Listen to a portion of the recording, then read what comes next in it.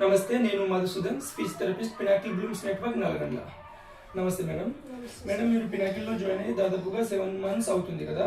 So Pinnacle join అవ్వక ముందు, join అయిన తర్వాత బిఫోర్ ఎబిలిటీ స్కోర్ ఎంత ఉంది మ్యామ్? ఫస్ట్ వచ్చేసి 280. 280. ఓకే. ప్రజెంట్ ఇప్పుడు ఎబిలిటీ స్కోర్ ఎంత ఉంది మ్యామ్? 480. 480. ఎస్, ఇది మెజరబుల్ గా ప్రూవెన్ అయినటువంటి scientific ability score ma'am. So ma'am చెప్పండి, జెసన్లో సెల్ఫ్ సఫిషియన్సీ పరంగా, మెయిన్ స్ట్రీమ్ సొసైటీ పరంగా మీరు అబ్జర్వ్ చేసినటువంటి ఈ ఇంప్రూవ్మెంట్స్ ఏవైతే ఉన్నాయో చెప్పండి మ్యామ్. చెప్పాలంటే చిన్న చిన్న చేంజెస్ కానీ మాకు మంచిగా అనిపించింది.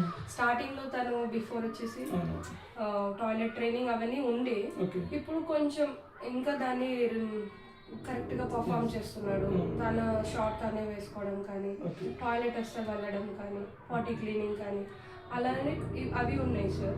అవి కొంచెం ఇంప్రూవ్ అయ్యాయి, ఉండే దానికంటే ఇంకా ఇంప్రూవ్ అయ్యాయి. బిఫోర్ స్పిట్టింగ్ అనేది రాకుండే, ఇప్పుడు స్పిట్టింగ్ వచ్చింది. బ్లోయింగ్ అనేది రాకుండే, బ్లోయింగ్ వస్తుంది. ఇంకా చెప్పాలంటే మాట్లాడేది అన్ని తెలిసి ఉండే.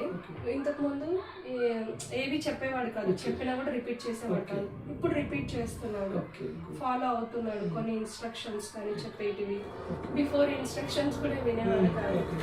ఇన్స్ట్రక్షన్స్ ఇంప్రూవ్మెంట్ అయింది. ఓకే, యాక్టివిటీ సిట్టింగ్ టాలరెన్స్ చేస్తాడు. ఇంతకు ముందు చేసేవాడు కాదు.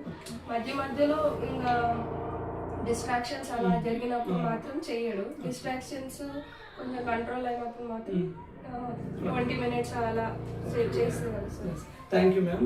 Thank you for participating Pinnacle real world evidence. Thank you ma'am.